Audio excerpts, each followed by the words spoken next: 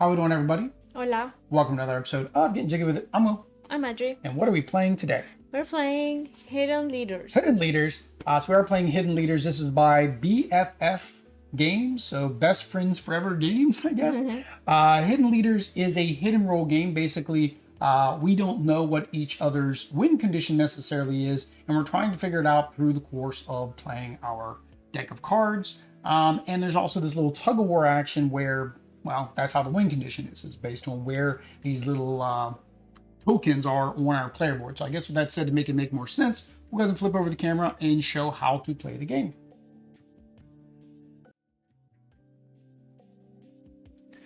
There we go. So we are set up for a two-player game of Hidden Leaders. And why is that? Because there is 1 and 2 players. 1 and 2. 2 players. Dos players. It's incorrect. You say how to say Players? game. Juguetes. No, that's twice. Juegos. Jugars? Jugadores. Jugadores. All right. So there's 2 players. In a 2-player game, the in-game condition is once one of us gets 8 members in our party.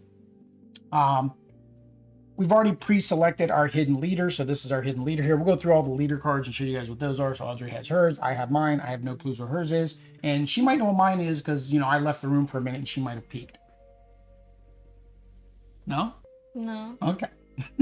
Hi, William. But in Hidden Leaders, what you're going to be doing is trying to build out your army to get to 8 while playing your cards. So during your turn, you can play a card into your army. So for example, if I play this well-aged warrior, which is actually in the tavern right now, I'm going to move this little red marker +1. I'm going to move the little green marker +1. And I'm going to do what the card effect says, which may be beneficial, may be harmful to either myself or my opponent. The objective of the game is to get one of the win conditions based on your leader's colors. So every leader has 2 colors on their card. So you got blue and black, red and green, red and black, black and green, red and blue, blue and green. So if our leader has blue, we want these 2 markers, once we get to 8 in one of our armies, to be on the same spot or 1 spot away from each other. All right, it's pretty easy. I say pretty easy. It's probably pretty hard. We will see. We will see. The green, in order for it to win, it needs to be 2 further ahead, 1, 2, than the red. For the red to win, the exact opposite. It needs to be 2 further ahead than the green. And then the last one is for the undead, the black to win. Both markers need to be in the, I guess, the deadlands, in the grave, in the crypt, in the place where the dead live. All right. So like I said, the way we're going to do that is by playing our cards to our army. That's going to cause these tokens to move back and forth. The objective is really for you to try to figure out what your opponent is, so that way you can try to stop them from getting their win condition, right, before we get to the 8 people in the army. The other thing is, if say we both have a similar army. So say, for example, I'm her, Nadri's her. Since we're both blue, we might both be going for that same condition. So the way that we will win is either by our hidden cards that are face down in our army, because that way you don't know how many I have, or plus, I shouldn't say or, plus what's showing in our face-up army. So whoever has the most blue soldiers in your army is then going to be the winner if we both had a matching win condition. If neither one of us get a win condition, then I guess we both lose. Right? We are playing with the Queens and Friends expansion. This just adds a couple extra characters. This kind of reminds me of Fantasy Realms, where you want to build a set, because if the queens are with their children, so they have this handy dandy thing here that just shows the family tree. You got the king, his 3 queens, and then his kids. There's a whole world building thing that they've done here, and there's actually a sequel game they're making with Colossal Games that's based in this world with the same art. But if you get them, they basically count as 2 instead of 1 for the win condition whenever you have to count up a tie. All right, so that's pretty much it. We're just going to keep doing that, keep playing our cards, keep interfering with our opponents. Now the characters, so we have Lemron the Wise, and she's got nice flavor text. Although Lemron lost her sight, she's never turned a blind eye to the countless injustice of the Empire. Got Sira the Righteous. As general, Sierra follows in the footsteps of her father. She wants to restore order and peace within Oshra. We have Myriad, the Banished. Myrad, I guess. Myrad challenged the broken promise of his father. Defeated, he is gathering an army for his revenge. We have Zydlul, the Cunning. As child of the streets, Zydul has no claim to the throne. As a compensation, he seized half the treasury. He's like a thief. We have Pavir, the Opportunist. As a well-traveled man, Pavir ties within Oshra are weak. He will ally with anyone to claim the throne. And then last, we have, I guess, the youngest. We have Eend, the Innocent. Eend was raised to be a diplomat. However, due to her young age, she is easily frustrated. So those are the different characters. This is the Kickstarter edition. So we have the small poker-sized cards, and then you also have the big tarot cards. I did it this way so that way we could read the flavor text on all of those. But I guess that is it. Now, it does say we need to randomly choose who goes first. And how do we do that? With our 20-sided extra life die for supporting the niños from Children's Miracle Network. Los Niños, yep. Through donations. You can also help using the links down below. Yep. So we are taking donations all year long. We do support Extra Life all year long. We greatly appreciate the donations we've already gotten. We do have 2 more milestones, plus, of course, the big one to get our gold medal, which is $1,000. So go down below and donate. All right. I will say odd. I keep saying odd. Right? Even so, Oddly's going to get to play first.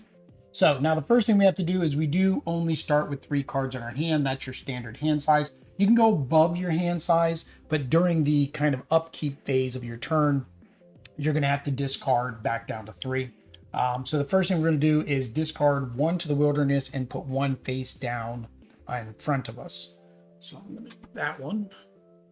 And in the same pile? I'm going to put that one. Yeah, same discard pile. So that is the discard pile. So and then you put 1 down, face down. That is the start of your army.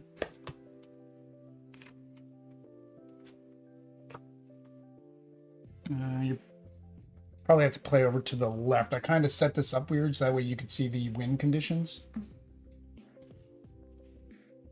to make it easier. Oh, the win conditions are also on the back of player aid, so you can actually see that. And then there are iconography. I don't know if you looked on the backside. There's iconography as well. So really, the iconography is more helpful because we have the win conditions there. All right, so you get to go first. So you get to play the first card to your army. Or, again, you do have the option to discard all 3 cards and draw new cards at the end of your turn.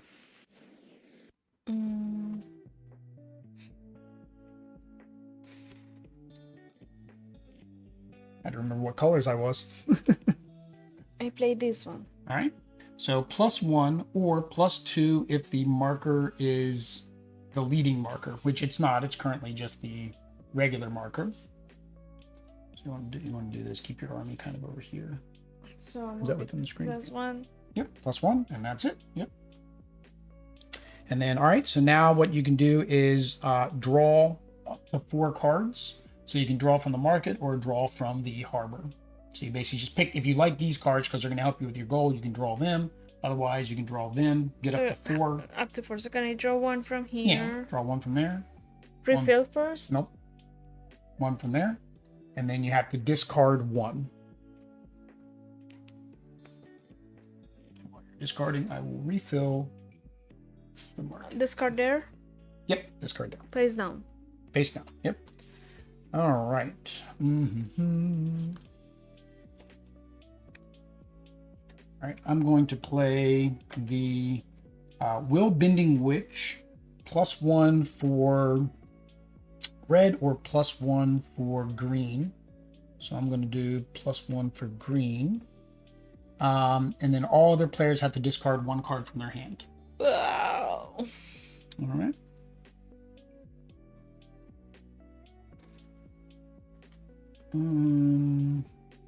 We choose what to. We yeah. choose.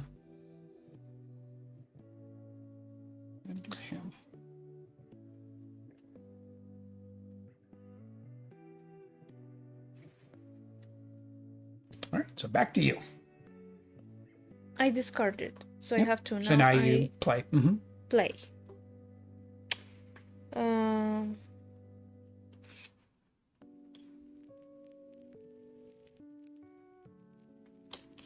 I play this. So You can he just put, goes. yeah, you can just put them on top like this, kind of build a row of each color. So it says +1 red, -1 green. -1 green. All right, so then draw back up to 4 and discard down to 3. If there is a leading marker, -1 leading marker or +2 trailing marker.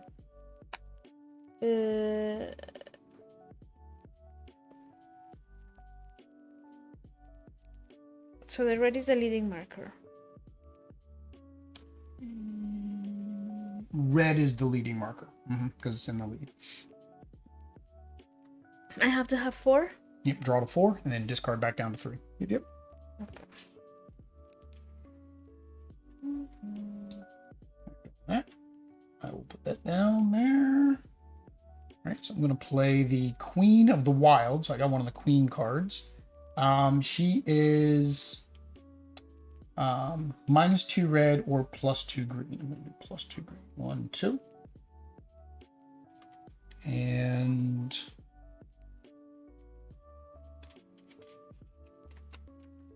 the Arrogant Skeleton. Oops, I forgot to discard one on my last turn. I had 4 in my hand when I started that. Hang on, I have to discard one of these. Right. And now I would draw.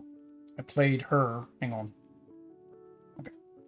Played her, so now I'm at 2. So I'm gonna draw. Draw. There. And then I need to discard something that I drew. So you can go ahead and go while I'm trying to discard. Play.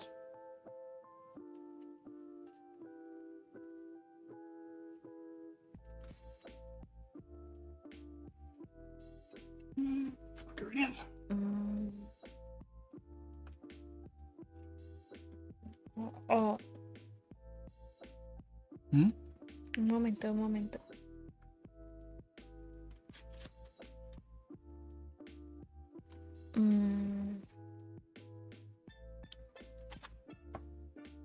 All right. Draw.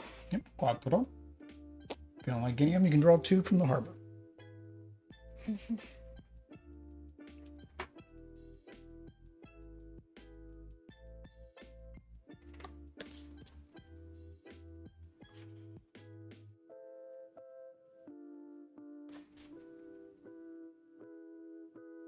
Discard. All right. Yep. All right.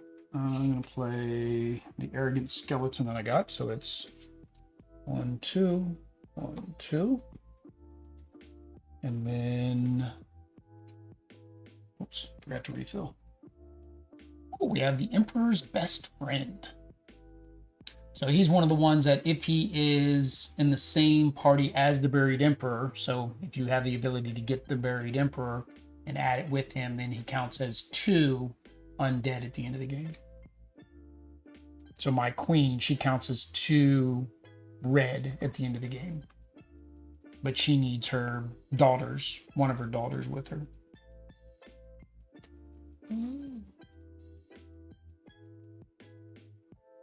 Oh, actually, no, sorry. It's that her daughters is here. Yeah. Myrad is her son, and then Nimron is her daughter. Oops. All right, so I'm still drawing 2, ain't I?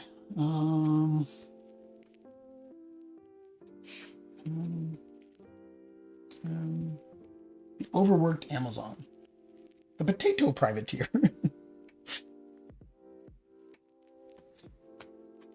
All right.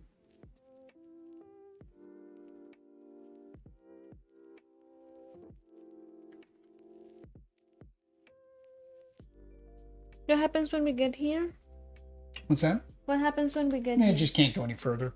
Can't go any more that direction. So I have to start. No, it just can't go any more that direction. It would just stay there until somebody has a minus. Yeah, okay.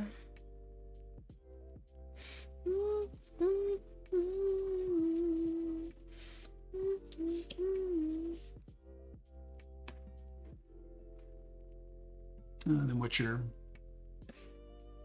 Bury anyone. That means Face turn. down. That means turn one of your cards, and it's any. So Any does it of say these? any of yours? No, it's any. You can either turn yours face down, or you can turn mine face down. And what happens when I turn them face down? They It cannot. no longer counts as towards the 8. Otherwise, I don't know what else it technically does besides not counting towards any of the 8. So it's like a way to extend the game, I guess. Did you draw? No, señor.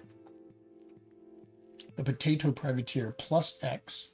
Pick one person. X is the number of visible red, which is the Imperial Army, and their party. Max +3. Okay, so you get a plus based on a person that you pick, and the person can be yourself. So basically, this could be like a +2 in your case, or a +1 in my case. X is the number of face up. Yeah. In their party. Maximum 3. No, it's too dangerous to go. I don't know. Well, just if you don't like any of those guys, just draw 2 from the harbor. Okay, I'm gonna draw 2 from here. Muy bien. And then play 1.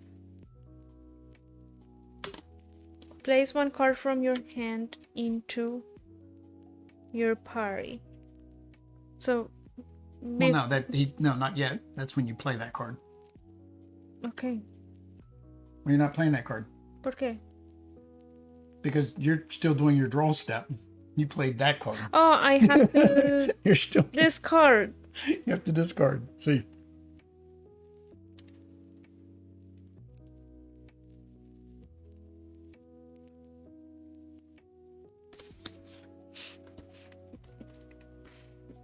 Now I play?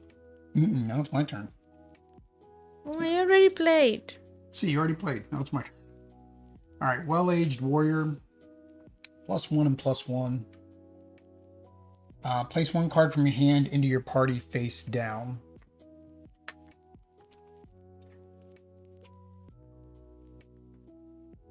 I'm making the chains longer. I don't know why I'm doing that. In the chains. All right. All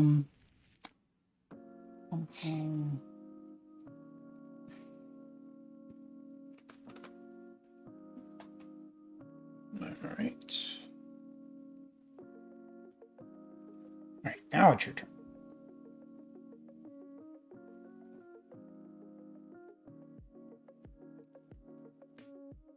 Draw. No.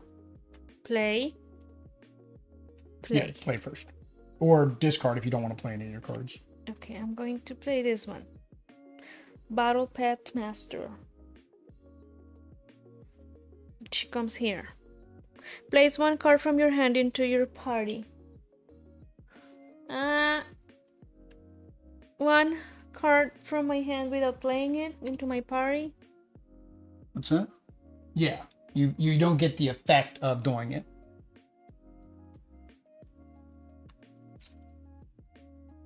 Okay, 1, 2, 3, 4, 5, 6. So you're at 6. Now I draw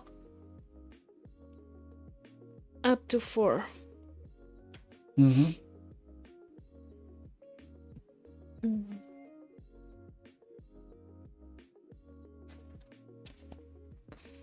No, wait. Why do I have only? Oh, because he just plays 1. Yeah. So I can. Yeah, so you played 2, so you're gonna From draw. here, can I draw 2? Mm-hmm. You can draw 3 from there, really, if you wanted to. And then refill? No, discard first. Well, I can refill while you're discarding.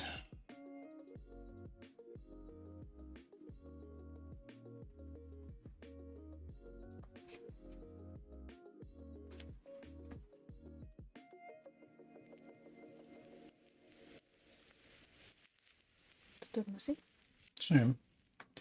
All right, so I'm going to play Nightmarish Norseman. 1, 2. And then I bury one of my cards, and then bury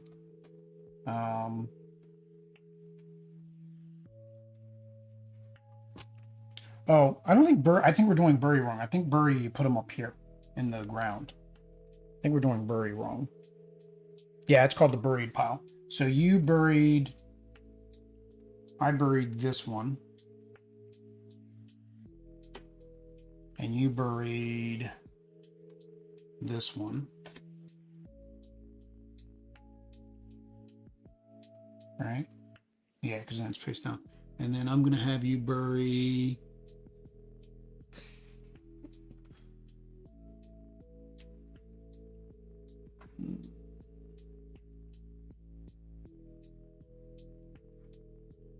Well, that one actually would have been good for the bury. Was this your free card, or did you play that one? This one here. Did you do that? I think I played it. But you didn't do it. Take any one card from the... No, I didn't do it.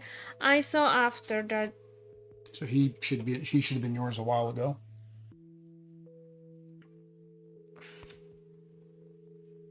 So she comes here? Now, you would have needed to play him. So if you would rather have played him instead of... Yeah, just play him now. And we'll just say you didn't play this guy here instead. Play who? This one? Yeah, I took one of your cards away. There you go. So now, like with him, you want to combine him with the friend. All right. And this is the card I'm burying of yours. That was what my guy let me do, is bury one of my cards and bury one of your cards. We were messing up on the bury action. All right, then I get to draw 2.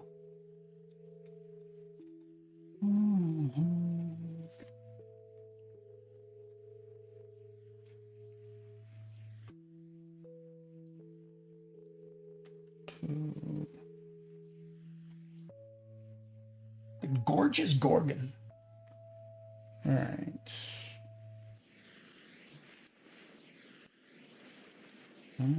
It's your turn. Yes. So that's where the bury comes in, because it forces you to get rid of your opponent's cards, so that way they can't win. So at the end of game, this card is in this. If this card is in the same party as the buried Emperor, it counts as 2. It counts as 2 face-up cards for the winning faction.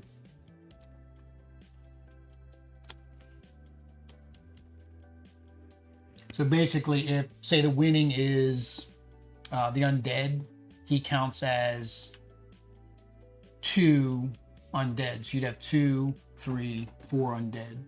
If you're Undead and we tie, because we're both Undead, right? Then you get 4 for that one.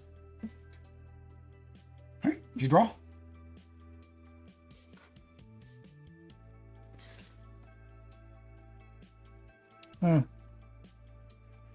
I don't know if that's normal or not.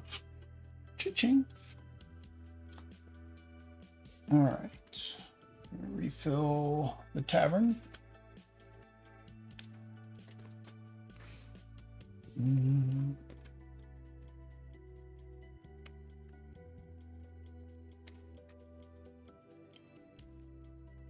right, I'm gonna play Overworked Amazon. And I'm going to do +1. Pick any person, you. You have to bury one of your face-up cards. Hola.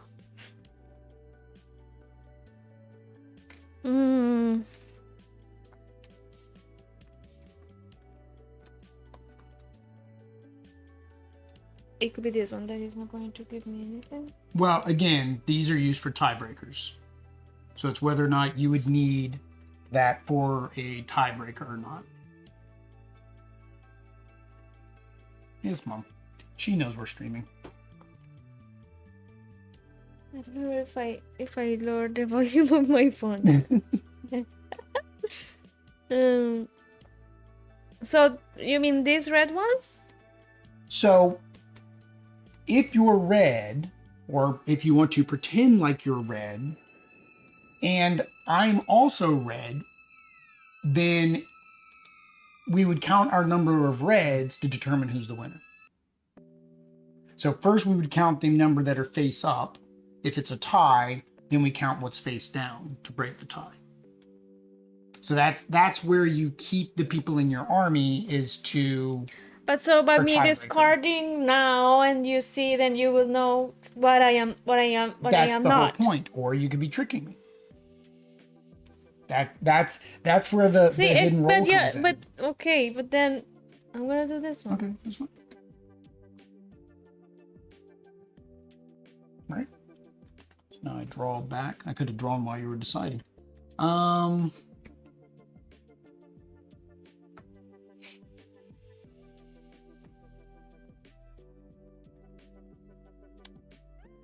Like this one. And this one. That one.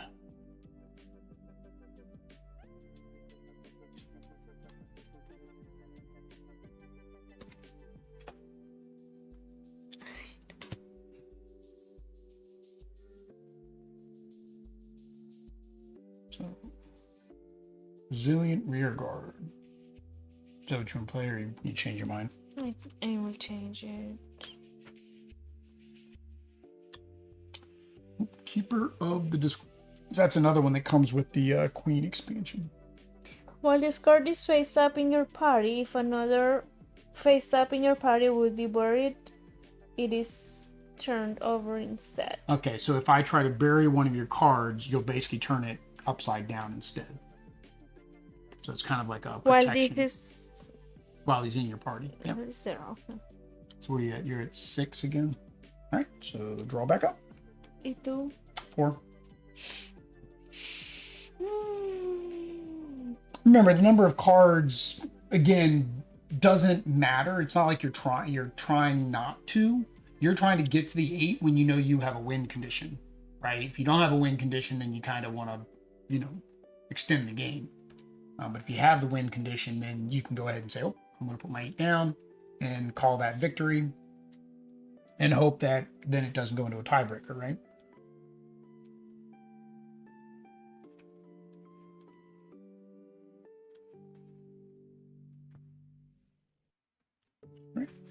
I'm going to play the Insidious Impaler. Pick one card in the row. Perform that card's ability as if you played it. I'm going to pick this card as if I played it. So I get to do +1 red or +1 green. Do +1 red. Pick one player, you, and you have to bury one of yours at random. But then because... that prevents you. So instead of you burying it, you're going to flip it upside down for here. No, random. Or is it flip that card over? Turn. No, it is. So the other card, the card that you pick at random is going to be turned over instead. So just shovel, and then pick one at random.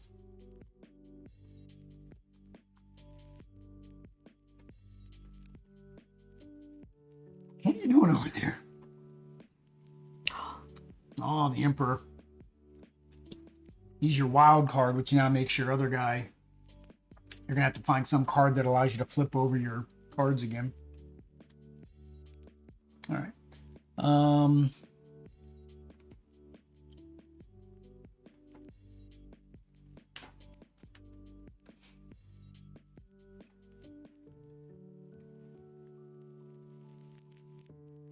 The well-shaved wizard. He doesn't have a beard.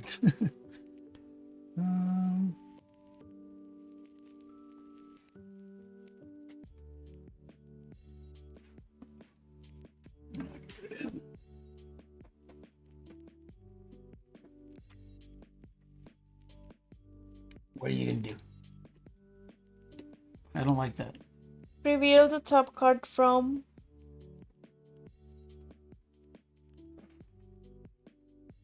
Oh, only this if that card is not dead? Yeah. Undead? Yeah. If it is? Then it takes nothing happens? Nothing happens, basically. So he's not dead. So that means you get -3 and -3. Oh, if the card is not. Okay, see. So 1, 2, 3. 1, 2, 3. All right.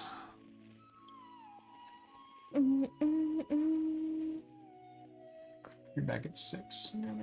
This is another one of those games you kind of like because it's like draw a card, play a card. Draw a card, play a card. But it's figuring out what card to play. That's the hard part.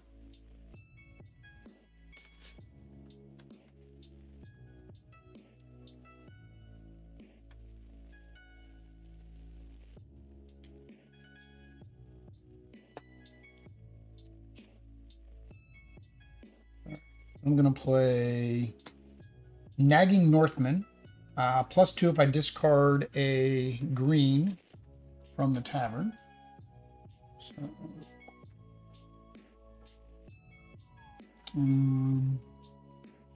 members of factions, the other player in your party. -1 or +1. Guess one faction. Turn over one upside down card of another player. Bury that if you guessed correctly. Oh, I don't remember what. No, I don't know what your one was. I know the other one, but I don't remember what his. Oh no, that's a guarantee for me. Yeah, that's a guarantee for me because I know what your card is. Because you cannot change this order.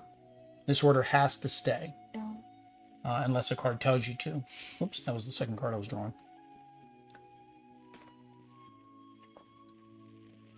And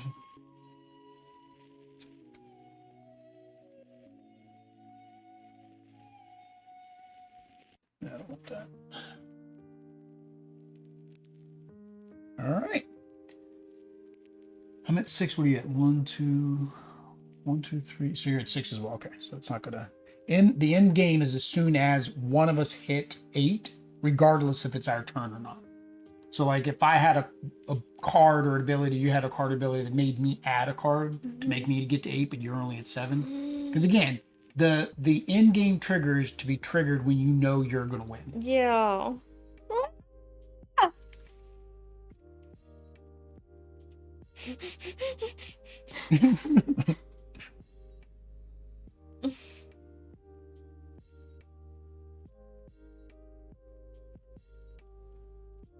You exchange one of your card. This is hard because I don't know. Draw 2 cards from the fire. Place one of them into your party. Keep one in hand. Face down in your party. Face down in your That's party. a key thing.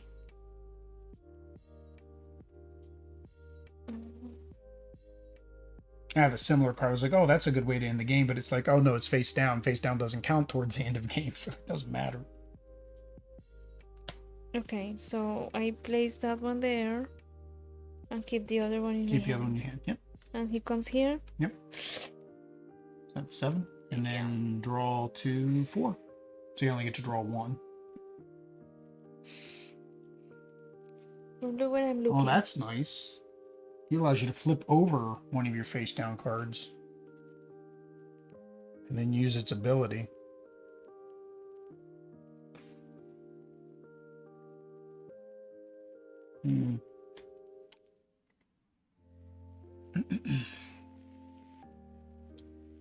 Ah. You don't like any of them? Draw one of them. No, I might. I'll see.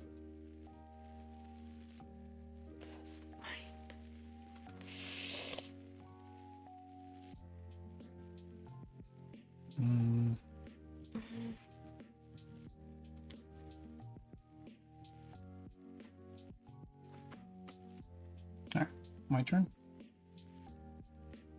All right. I'm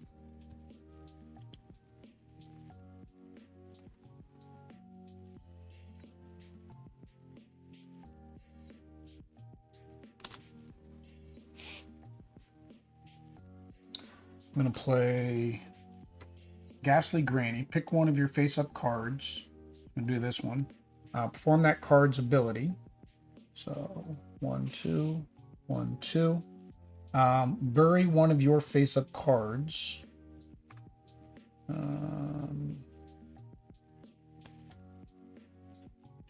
And bury one of another player's face-up cards.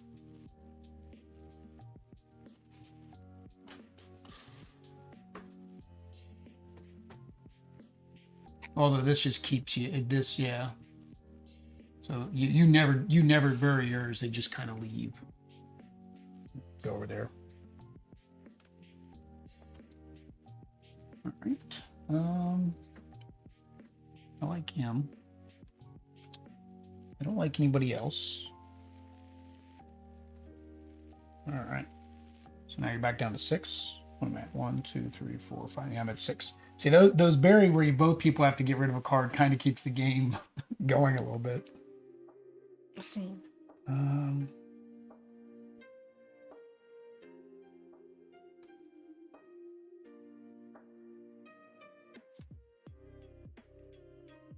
Why can't I had that card already? So I noticed that some of the cards I think have the same ability, but I think they have different. No, I guess it's slightly different.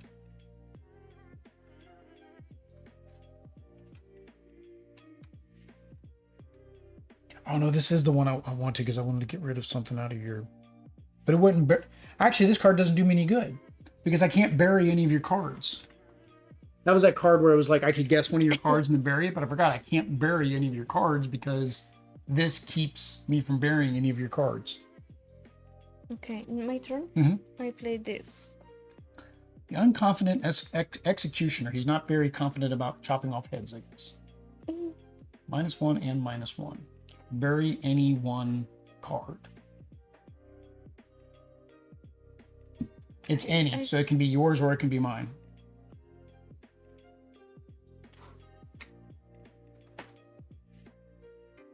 It's more for the color than anything. Well, I mean, I guess the ability. I don't know if there's another card like Ghastly Granny or not. I'm collecting every type of colors. I don't know. You're collecting all the colors. Bury. All right. 1, 2, 3, 4, 5, 6, 7. 7. All right. You get a draw.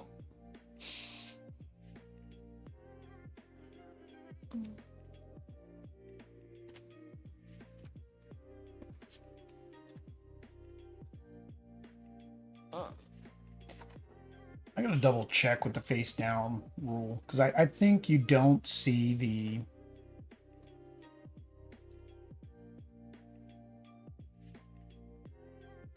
Do not count towards the total number of heroes. Or they do count when resolving ties and determining a winner.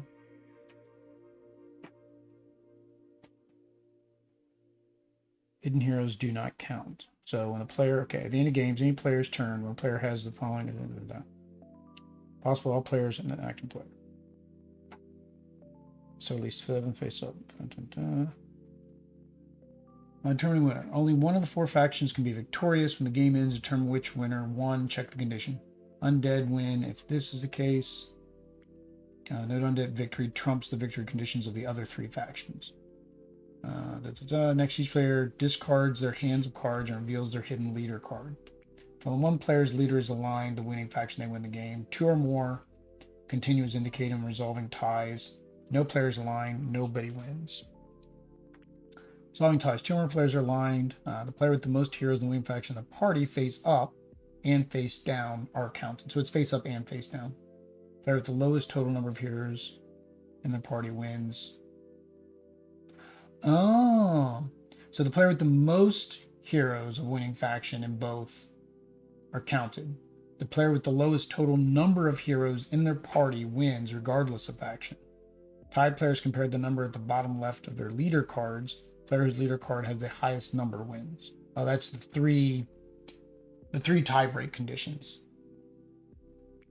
Gotcha. Okay. So it's tie-break 1, tie-break 2, tie-break 3. All right, so it's my turn. All right. So I'm going to play the Pessimist Whaleman. So +1 on that one. No. Do +1 on that one. I think. Yeah. Draw 2 cards from the market. Place one of them in your party, discard the other. Face down on my party.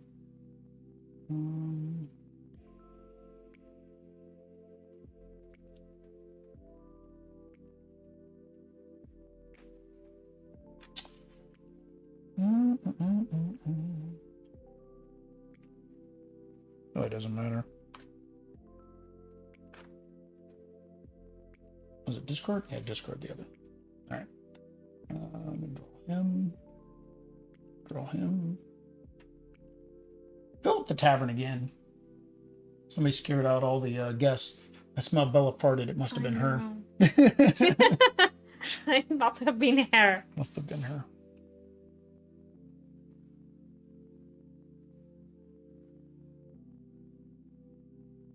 Oh, I did that backwards. Lo siento. That wasn't the one I wanted to do. I did that backwards. I should have taken from there. So hang on, let me correct that. I'll play him instead. I should have taken all cards, which I ended up doing anyways. And then I would have had to discard the other one that I took. The other two. And then this would have been +1 to green instead of to the red. And I would have drawn him as well, because I would have had, this would have been empty. All right. I fixed that.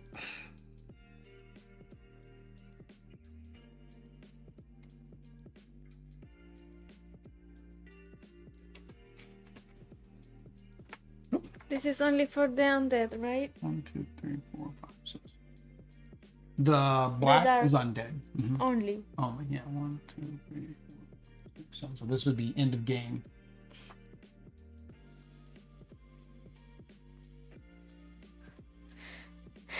No me gusta. No me gusta. No.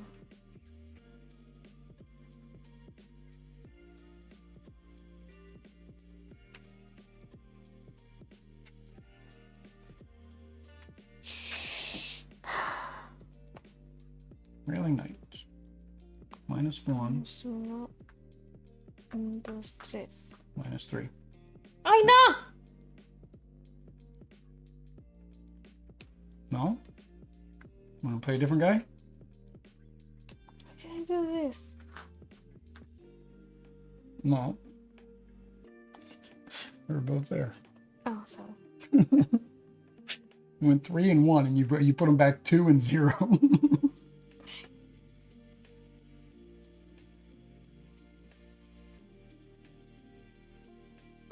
This is so hard. So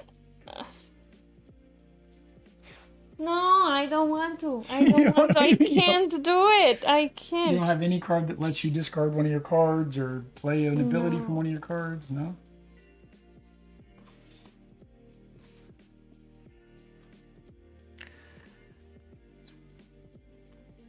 No, because I will not be. Yeah. Now, if you only perform as much on a card as you can. So like, for example, that leading marker card, since there is no leading marker, you don't do anything. They would stay right where they are, which again, may or may not help you either.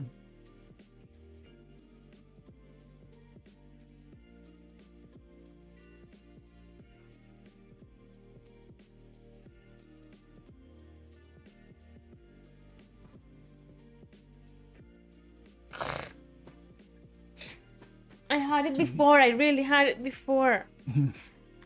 But you moved it. Yeah, that's what happens every turn.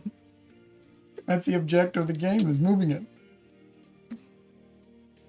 Why don't they have a -2? Oh, beanies.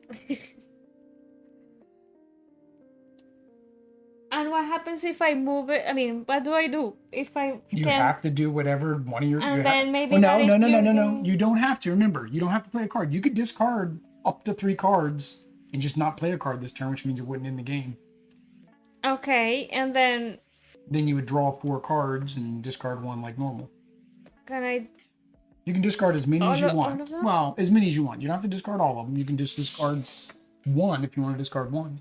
And draw what up to 4? Then you draw 4, discard another one. Mm-hmm. Hang on.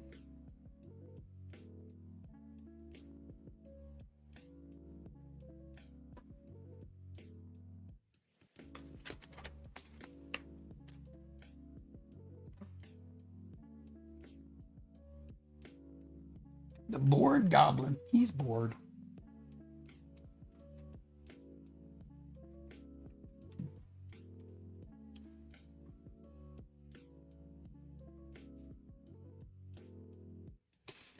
Turn over one of your face down cards. Perform the ability as if you played it.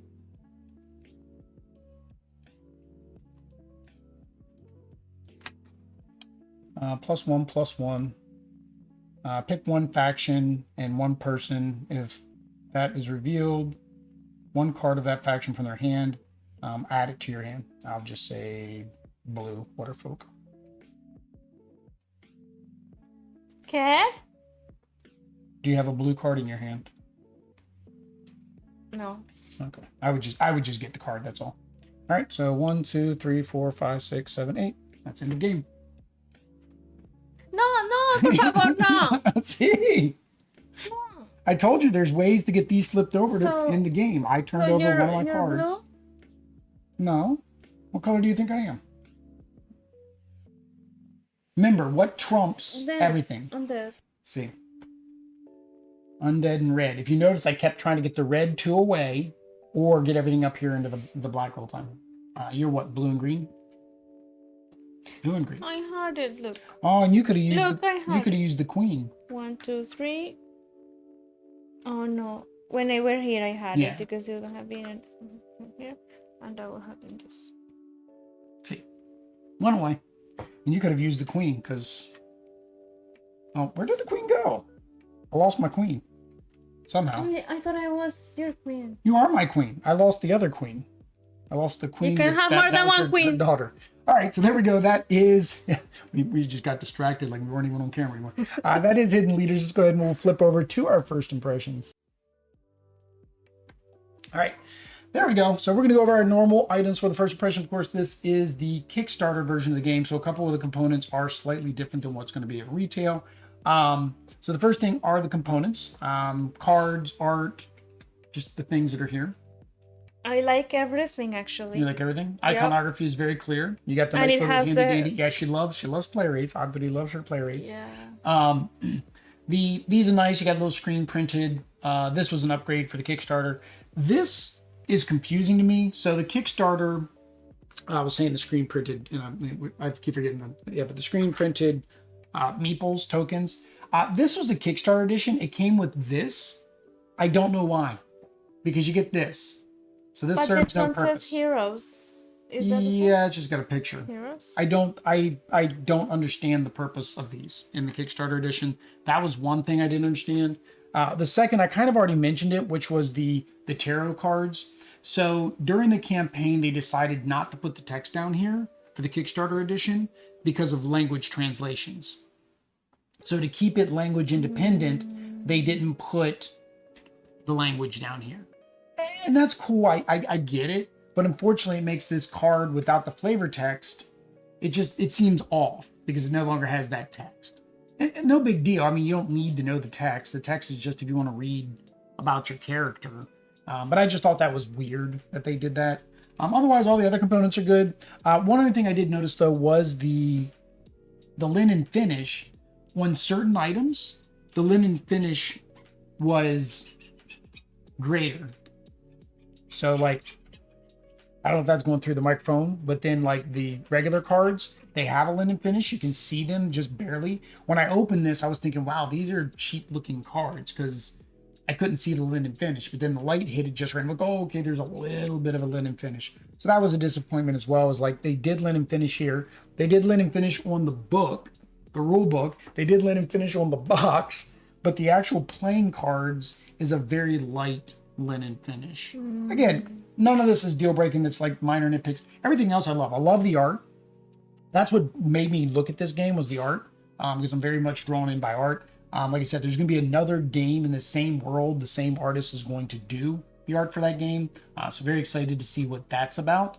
But yeah, I have nothing bad really to say about the game components themselves. It's just minor nitpicks, especially for a Kickstarter. I think that's why for a Kickstarter. Mechanics. What did you think about the mechanics? So there's a bunch going on, right? There's the hidden roll. There's the drawing and the discard action. There's the moving of the tokens. And then there's the abilities of those cards. Yeah. I like it, but there is something that is not clear for me. And is this just in case of a tie? It's in case of a tie, and it's hidden information. So like I did not know you had a red down there. So say for whatever reason, at first I was thinking you were red. So I was like, okay, we're gonna be fighting for red. So I was trying to stockpile reds. So you would win in case I So had in case red. there's a tie, I would win in case there's a red. I didn't even And pay then you attention seemed to not have a problem for a while that I was up here. because I was trying to get there also, and then was when it's like I should not be there. I should be going back. Yeah. And because of that, then I started stockpiling the undead cards. So you tricked me, which is really what you're supposed to do. Probably for the first 4 characters played. So yeah, that's what this is for. It's just for tiebreaker. You add it into your army at the end. But you always see what I have here. No, I can't see what's face down. What's face down, but you kind of know because it tells me to. Well, but that again, put something memory. here. I have to memorize what you put over there. In a 2-player game, maybe that's slightly doable, but like in a higher player count, that'd be impossible for you to remember. This can play up to 6 players. In a 6-player game, do you think you could memorize 5 other players what they have? No. And that it starts to get lost. So that's what this is for. It makes sense. Maybe at a lower player count, it doesn't make as much sense, but I think at a higher player count, it does. No, I like the mechanics. We've never played a push and pull type game. We've never played a hidden roll game. We've never played hidden information to this extent. I mean, because that's hidden information with the roll and the cards that are in our face down pile. No, I really like the mechanics. I think it's a fun little back and forth game. I would love to say it's language independent, but this has way too much text on it, right? To say it's language independent. But it could be maybe if it had icons. Like I see they do Well, like it a lot does, of but that. it says draw 2 cards But it could show us from either if of those it had like locations. a symbol with 2 cards, like other games do. Like They do. You're right. I mean, they could, but then at that point, then you have to ask: is it getting icon overload? That is At the sake of making it language independent. There was one game I backed on Kickstarter. I forget what it was. They started with text, and they eventually were able to make it just icons for the game. But I can't remember what game that was. So it is possible, but I think this has a little bit too much nuance in what it's telling you to do when it says bury the card or play this card, or I think there's a little bit too much for you to icon all of that. Besides all of this, maybe. Yeah. Well, that's just saying what those icons mean that are already on there. Yeah. So mechanics are good. I think it works great. Wish it was language independent, because what made me think of that is these cards being language independent. Yeah, but then if this is and the rest is not, there is not. But again, this just made it cheaper for them for the Kickstarter version, because the retail version is not going to have those cards at all. So that's a special for Kickstarter. Difficulty. It was difficult for me to explain how this game worked without us ever playing a game like this. And I don't know if there is other games like this, because a lot of times your hidden roll games don't work well at lower player counts. The hidden roll games don't work well because one of you the good guy, one of you the bad guy, right? Normally a hidden roll game would be like, say, what is it? The one with the One Night Werewolf, right? We've seen that at Target. They got One Night Werewolf. And in One Night Werewolf, one person's a werewolf, the other people are the humans, and you have to guess who's the werewolf. And then they started adding other things like vampires and just different things to expand upon that. And you have to try to guess what role is each person. Okay. You can't do that 2-player. One of us would be the werewolf, one of us would not be. Well, I'm not the werewolf. You're the werewolf. We Game played over. once one. We played one that was hidden. Kind of. I don't know if it's exactly that, but that was on an extra live game day. One of the last ones I remember, it was kind of sleeping, and then you had to find it. Yeah. Bank Job. Okay, yeah, you're right. That's the closest was Bank Job. And unfortunately about Bank Job is they have not posted any updates on their campaign since last year. I've reached out to him because of him supporting us with Extra Life and Game Day, and he's not replied back to me twice. Oh. So I'm thinking he went under with a lot of other companies and they weren't able to make it out. I think they were already behind when we did Game Day. Like, it should have already delivered. He was expecting it to be in our hands before Game Day. And I really feel like, you know, the whole board game industry, we've seen huge companies that have made millions of dollars on Kickstarter go under this year. So I'm afraid that's what happened as well.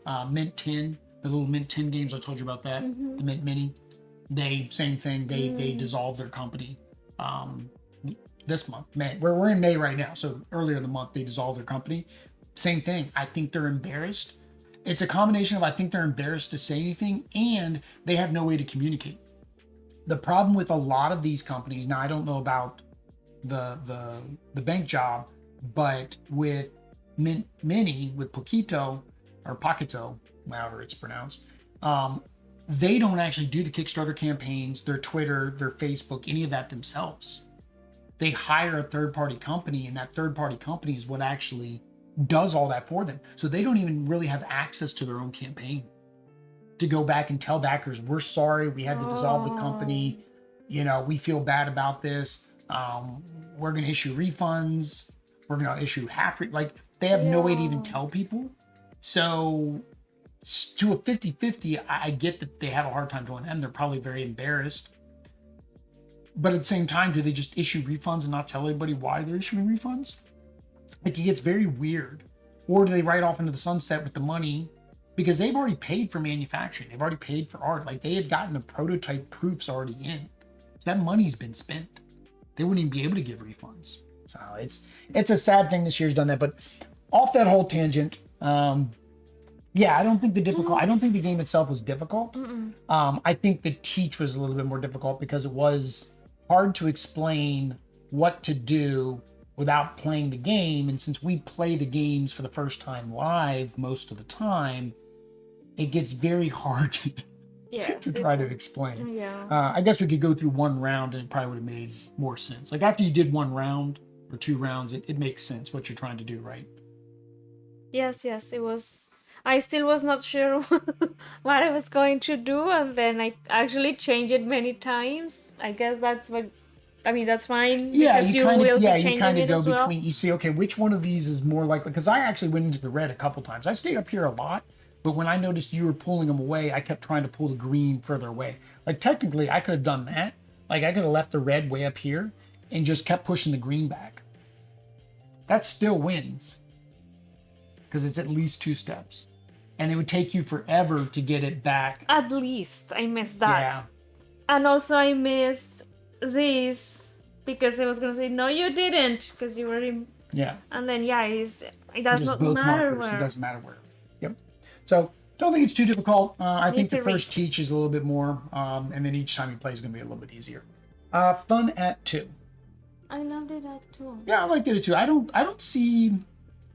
I honestly, I feel like this is probably a best at 2 type game because of the 2 things we mentioned, right? The hidden information in our face down cards, right?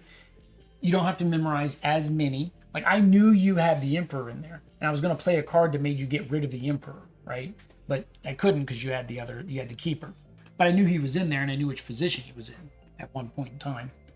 The other thing is I think it would be much harder to plan your actions with more people because you think 6 people say our turn I've got them both in the dark area, right? The graveyard or whatever, and then on your turn you move the green down 1, and then on somebody else's turn they move the red down 3, and then on somebody else's turn they move the green up 1, and somebody else's turn they move the red up 1. Another one goes and they move the green down 3. Right, the next person, like by the time it comes back around to your turn, you're replanning everything, right? Which means your cards that you picked may not even come in. Yeah, so I think 2 is probably a sweet spot. Maybe 3. I think you could combat 3, but I think anything maybe over 3 is going to start getting to the point where everybody's going to be planning their turns on their turn, and then that's going to extend the game. Like the game is supposed to play in 30 minutes, but I think if you add more people, it's going to get longer. Yeah. The way they combat that is the number of cards in your party is less, which that honestly, even for me, makes it harder to hit your objective. Less cards here? Less here. So on a 2-player game, it's 8. On a 3 and 4 player game, it's 7. On a 5-player game, it's 6. And on a 6-player game, it's 4. 4 people in your party. That's it. That's the end of the game. So basically, it's about 4 rounds because it's supposed to be just a quick game. But I don't think in 4 rounds, you'd be able to move them where you'd want them with that type of thing. Yes, I definitely probably don't recommend a higher player count. Graded 2. Definitely recommended it. Perfect. All right, theme. So the theme of the game is you are trying to, and I think I forgot to read the flavor text, which I do sometimes. You're trying to win back the kingdom. So I showed the family tree. So basically the king is dead and you are his kids and you're trying to gain the throne. And the way you win is by making your people stronger and taking over the throne, right? So that's pretty much what you're doing, right? You're recruiting your people, sending them out, trying to wage battles by pushing forward or pushing back on the lines. You think about a war, like any type of war, any type of battle, right? You've got those lines, right? You draw, they call it drawing a line in the sand, and basically you push the battle bushes forward, and they push back. And they, you got that tug of war action. So thematic, I like the art, I like the graphics. I get what you're doing in the game, but I can't say I'm really feeling the war battle like aspect of it, or that I'm this guy trying to take over the throne. I didn't feel like I was him. I was him to look at his 2 colors, and then I was like, okay. I was too. I mean, I like the art and all that, but I don't think. I mean, I didn't even think there was a theme or play off the theme. Yeah. I think the other thing is, when you're making your army, you're recruiting people from the other areas.